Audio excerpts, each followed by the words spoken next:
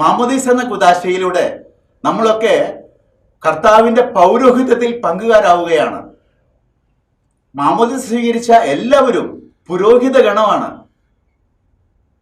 ഈ പുരോഹിത ഗണത്തിൽ നിന്നും തിരുപ്പട്ടം എന്ന കുദാശയിലൂടെ ഏതാനും പേരെ ശുശ്രൂഷ പൗരോഹിത്യം നൽകിക്കൊണ്ട് ഈ പുരോഹിത ഗണത്തിന് ശുശ്രൂഷ ചെയ്യാനായിട്ട് വേർതിരിക്കുകയാണ്.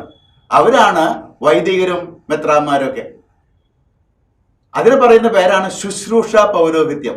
എല്ലാവർക്കും ഉള്ള പൗരോഹിത്യം പറയുന്ന പേരാണ് പൊതു പൗരോഹിത്യം. ഈ പൊതു പൗരോഹിത്യം സ്വീകരിച്ച വ്യക്തികളും ശുശ്രൂഷ പൗരോഹിത്യം സ്വീകരിച്ച ഞങ്ങളും എല്ലാവർക്കും ഉണ്ടാകണമെന്ന് ഞാൻ ആഗ്രഹിക്കുന്ന 6 കാര്യങ്ങളുണ്ട്, 6 ഗുണങ്ങൾ. എൻ്റെ രൂപതയുടെ പേര് ഹോസൂർ എന്നാണ്. അതുകൊണ്ട് എച്ചിൽ നിന്ന് ആരംഭിക്കുന്ന ഹോസൂരില് മെത്രാനായ ശുശ്രൂഷ പദവി സ്വീകരിച്ചിരിക്കുന്ന ഞാൻ ആഗ്രഹിക്കുക എച്ചിൽ നിന്ന് ആരംഭിക്കുന്ന 6 ഗുണങ്ങള് പൗരോഹിത്യം സ്വീകരിച്ച എല്ലാവർക്കും വേണമെന്നാണ്. മെത്രാന്മാർക്കും വൈദികർക്കും അൽമായർക്കും. അതിൽ ഒന്നാമത്തെ ഗുണമാണ് humility. V should be humble. നോക്കിയേ, കർത്താവ് കാലിത്തൊഴുത്തിൽ പിറന്നു, കാലികൾ മധ്യേ കിടന്നു, കഴുതപ്പുറത്തിരുന്നു, കാലുകൾ കഴുകി, കാൽവരിയിൽ അവഹേളനത്തിന്റെ ചിഹ്നമായ കുരിശിൽ മരിച്ചു. തന്നെ എളിമപ്പെടുത്തുന്ന യേശുവിനെയാണ് നമുക്ക് കാണാൻ സാധിക്കുക. നമ്മൾ ആരും കേട്ടിട്ടുണ്ടാകില്ല ഒരു സ്ത്രീ ഒരു കുഞ്ഞിനെ കാലിത്തൊഴുത്തിൽ പ്രസവിച്ചു എന്ന്. ചിലപ്പോൾ തീരെ നിർധനരായ വ്യക്തികൾ കടത്തിണ്ണയിൽ പ്രസവിച്ചു എന്ന് കേട്ടിട്ടുണ്ട്. പക്ഷെ ഞാൻ ആദ്യമായിട്ടാണ് ഒരു സ്ത്രീ കാലിത്തൊഴുത്തിൽ പ്രസവിച്ചു എന്ന് കേൾക്കുന്നത്. അത് തമ്പുരാൻ കർത്താവ് ദൈവപുത്രന്.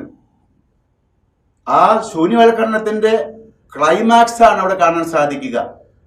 അപ്പോ ആ യേശുവിന്റെ പൗരോഹിത്യം സ്വീകരിച്ച നമ്മള് തീർച്ചയായിട്ടും ഹംബിൾ ആയിരിക്കണം, എളിമയുള്ളവരായിരിക്കണം. നമുക്ക് അഹങ്കരിക്കാൻ ഒന്നുമില്ല. ഞാൻ മെത്രാനായാലും അച്ഛനായാലും അൽമായനായാലും നമുക്ക് ആർക്കൊന്നും അഹങ്കരിക്കാനില്ല. ദൈവം നൽകിയ ദാനം, അതും ശുശ്രൂഷ പദവിയാണ്. ഇതൊക്കെ ഉന്തുകാലിലിരുന്ന് കാല് കഴുകാൻ വേണ്ടിയിട്ടാണ് പൗരോഹിത്യം. ഞാൻ പലപ്പോഴും പറയാറുണ്ട്, പട്ടം സ്വീകരിക്കുന്നത് പവറ് കാണിക്കാനല്ല പാദം കഴുകാനാണെന്ന്. ആ ഒരു ചിന്ത, തിരിച്ചറിവ് എനിക്കും നമുക്കെല്ലാവർക്കും ഉണ്ടാകണം. അപ്പൊ പൗരോഹിത്യം സ്വീകരിക്കുന്ന അൽമായരും വൈദികരും മെത്രാനും ഒക്കെ എളിമയുള്ളവരായിരിക്കണം. We should be humble. രണ്ടാമത്തെ ഗുണമാണ്, എച്ചിൽ നിന്ന് ആരംഭിക്കുന്ന ഗുണമാണ് ഞാൻ ചിന്തിക്കുക, വി ഷുഡ് ബി ഹ്യൂമൺ. മാനുഷിക പരിഗണനയുള്ളവരായിരിക്കണം.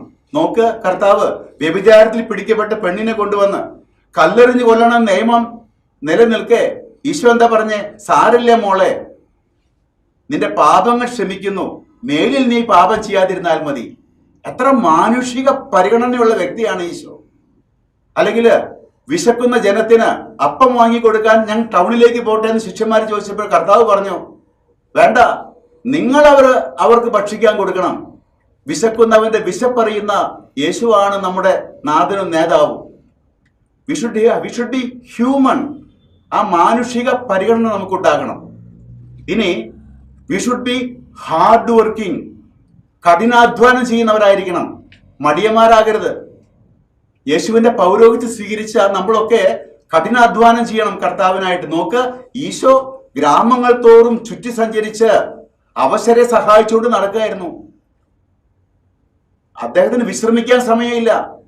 ഫുൾ ടൈം വർക്ക്, കഠിനാധ്വാനം. V should B hard working. മൂന്നാമത്തെ ക്വാളിറ്റി നമുക്കുണ്ടാകേണ്ട മൂന്നാമത്തെ ക്വാളിറ്റി. നാലാമത്തെ ക്വാളിറ്റിയാണ് we should have the helping mind. എപ്പോഴും മറ്റുള്ളവരെ സഹായിക്കുന്ന ഒരു മനോഭാവം നമുക്കുണ്ടാകണം. ആർക്കാണോ നമ്മുടെ സഹായം ആവശ്യമെന്ന് തേടി നടന്ന് അവരെ സഹായിക്കുന്ന യേശുവിന്റെ മാതൃക, മോഡല് നമ്മൾ സ്വീകരിക്കണം. ഇനിയും അഞ്ചാമത്തെ ക്വാളിറ്റി, ഹെയ്റ്റ്രെഡ്ലെസ്. ഒരിക്കലും ആരോടും വെറുപ്പും വൈരാഗ്യവും പാടില്ല. കുരിശിൽ കിടന്നുകൊണ്ട് പറഞ്ഞു, എന്നെ കുരിശിൽ കെട്ടിയിരിക്കുന്നു, പിതാവേ ഇവരോട് ക്ഷമിക്കണമേ. അവർക്ക് വേണ്ടി പ്രാർത്ഥിക്കുന്ന ഈശോ. എങ്ങനെയാണ് യേശുവിന്റെ ശിഷ്യന്മാരായ നമുക്ക് അല്പമെങ്കിലും വെറുപ്പോ വൈരാഗ്യമോ ആരോടെങ്കിലും മനസ്സിൽ വെച്ച് പുലർത്താൻ സാധിക്കുക? ഒരു വെറുപ്പും വൈരാഗ്യവും ആരോടും ഇല്ലാതെ ജീവിക്കാൻ നമുക്ക് സാധിക്കണം. ആറാമത്തെ ക്വാളിറ്റി ഗുണം, ഹേർട്ട്ലെസ് വേർഡ്സ്. നമ്മുടെ വായിൽ നിന്ന് വരുന്നത് ഒരിക്കലും ആരെയും മുറിവേൽപ്പിക്കാൻ ഇടവരുത്താത്ത വാക്കുകൾ മാത്രമായിരിക്കണം. എൻ്റെ വാക്കുകൊണ്ട് ആർക്കെങ്കിലും മുറിവുണ്ടാകുമോ എന്ന് ചിന്തിച്ചിട്ട് വേണം ഞാൻ എൻ്റെ വായിൽ നിന്ന് ഒരു വാക്ക് വിടാനായിട്ട്. സൂക്ഷിച്ചു വേണം.